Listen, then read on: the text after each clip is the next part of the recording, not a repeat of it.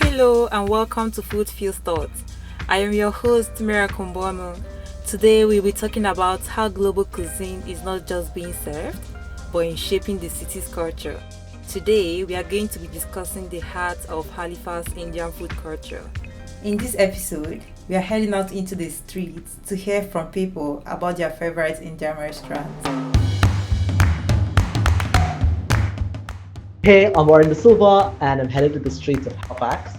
I'm going to be asking Haligonians where's the best place to get Indian food from.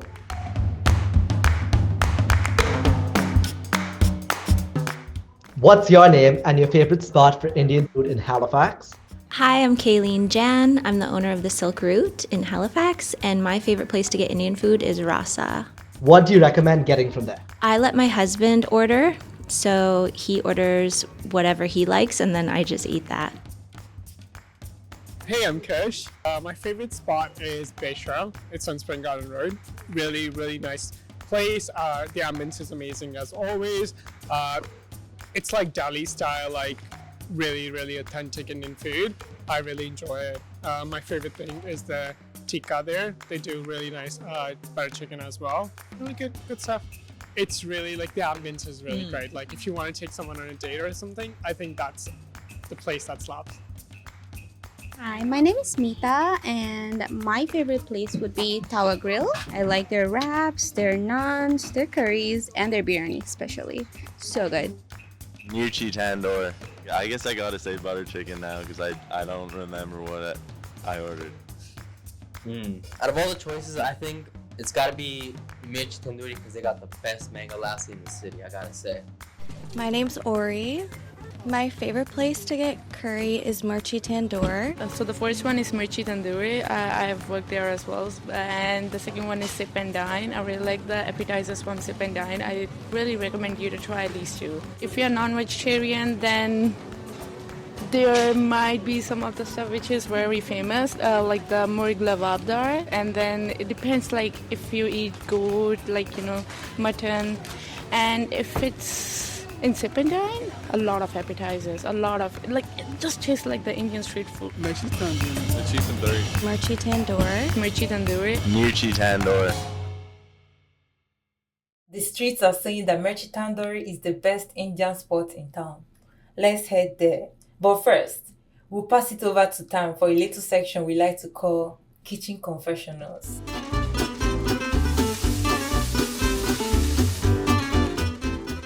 I'm Tam Adekoya and it's time for my favorite and most anxiety-inducing segment, Kitchen Confessionals. My kitchen disaster was when I was 15 trying to conquer the mighty jollof rice. Friends, I was ambitious. I was cocky. I ignored the ancient wisdom. Jollof demands patience. I was hungry and so I rushed it. I ended up with two distinct layers in my pot. A fluffy fragrant top and a solid black charcoal flavored crust cemented to the bottom of the pot. My apartment smelled like a house fire and my dinner tasted like regret. I basically invented jollof charcoal hockey pucks. But enough of my failure, it's time to hear from the brave souls who share their secrets on the street. My first guest introduced himself with some serious confidence. He claims he has no disasters, only learning moments. They call him Gordon Ramsay. I sincerely hope he doesn't swear as much as the original. Let's roll the tape and hear the confessionals.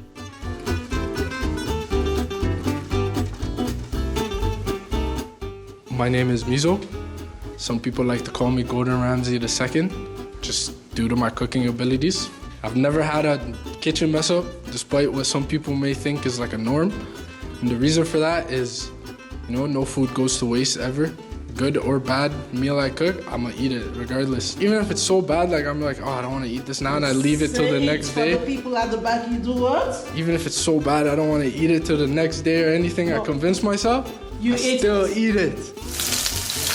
Yeah, my name's David Johnston. Anytime I try to make homemade pizza, I can never get the dough properly.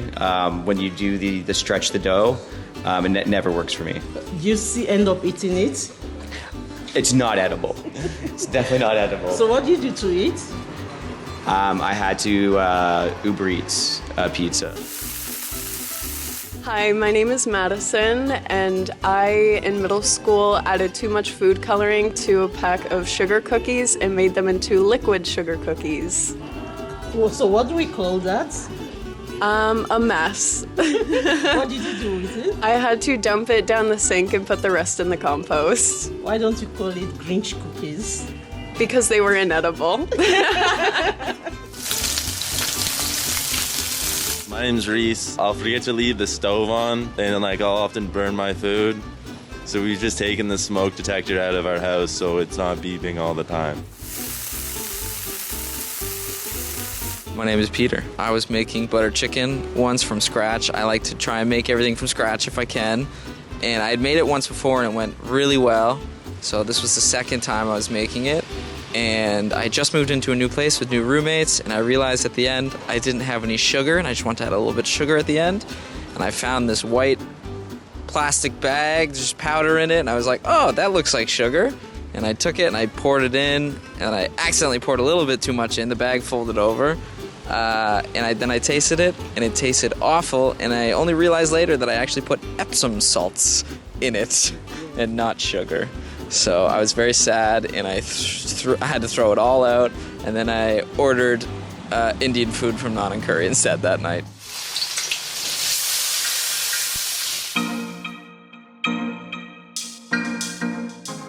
Mirchi Tandoor, a 14-year-old Indian restaurant that has become a familiar name in Halifax. Our guest today is Andaprita, who has managed the restaurant for the past 3 years. So Andaprita, can you tell us the story of how Mirchi Tandoor came to be? Yeah, so basically this is it was been opened from 13 to 14 years ago, but then management has been changed to the person who is the owner. They are two friends, both are partners, and they are, I think, approximately 5 to 6 years the management has been changed. So they are the new owners. They are basically from the India, New Delhi. So why do people like coming to Mirchi Tandoor? It's a clay oven. Clay oven? Clay oven. It's what we call it a tandoor. It's like a clay oven where we used to make the breads. This is the main thing that makes us different from the another restaurant. The first question is always, are your breads freshly made or they are the frozen? So it means they are having from the another restaurants. I'm not blaming anybody, but this is what we ask from. This is what we get from the customers, that from another restaurant they are getting maybe the frozen food.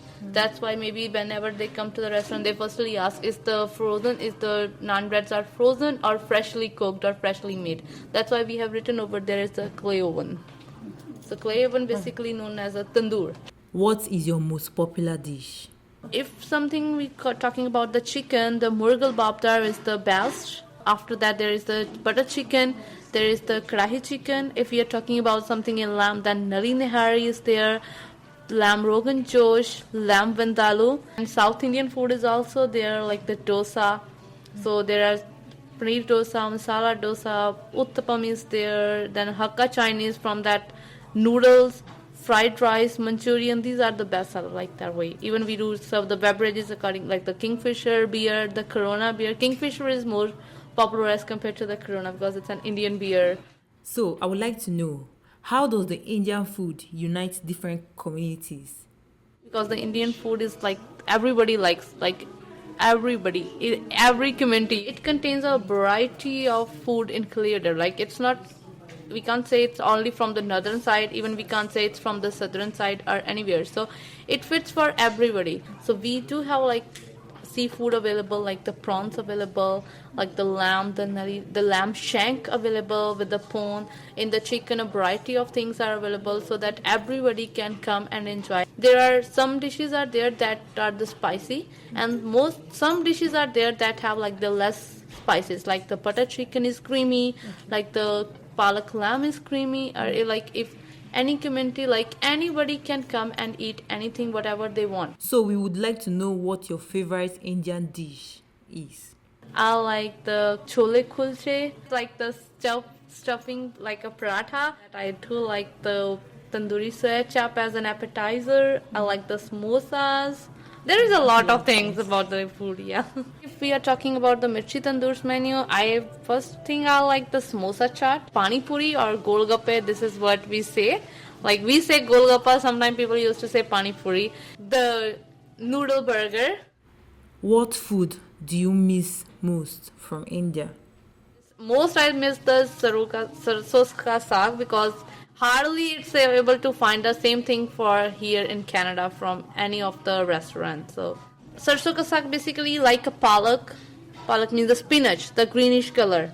Because some people used to say the palak chicken to be the saag chicken because it's the same thing. Because we used to put the spinach in that thing. It take almost the whole day to prep in India. Because first they bring it, then they will wash it, then they will cut it, then they'll put it on the gas stove. They prep in one day, then they used to eat it for 2 days. Again and again, reheat it, put some onions in that, do it again, and then reheat, like that way. My mom used to make it, my grandmother also used to make it, but I can't. If we make it something, then we'll give it to our neighbors, specifically the saag, because it's a lot quantity. So we used to give it in a bowl, something, because everybody liked that.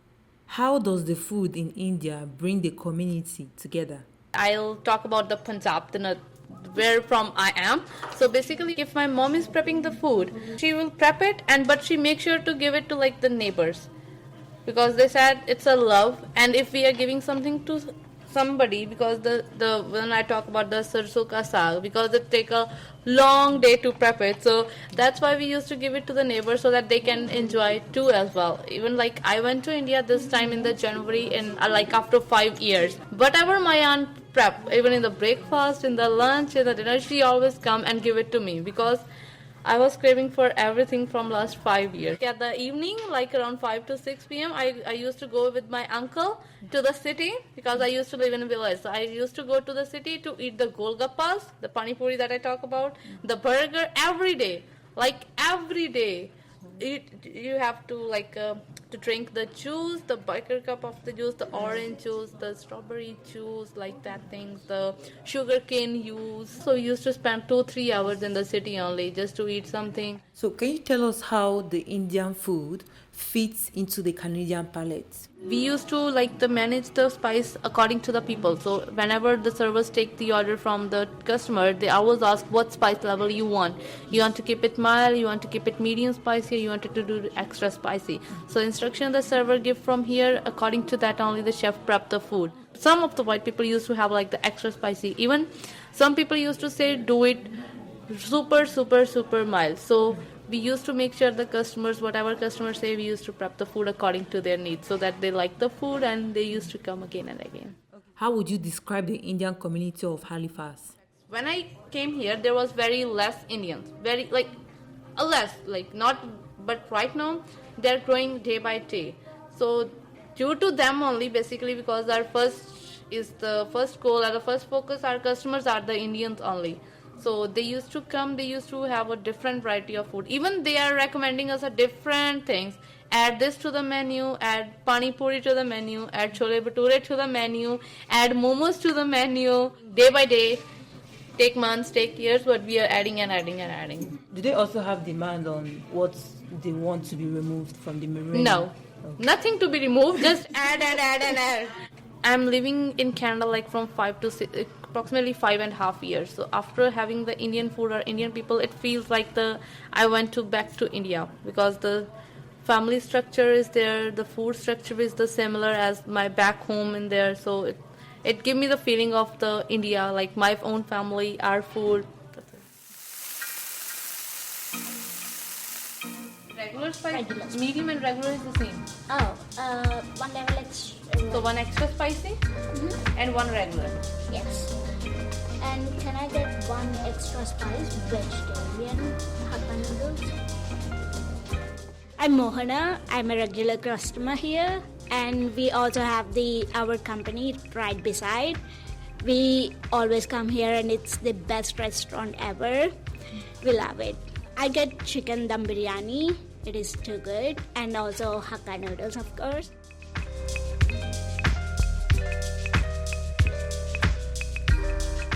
Thanks to Andaprita, I think we all have a better understanding of how Indian restaurants are bringing communities together through the power of food.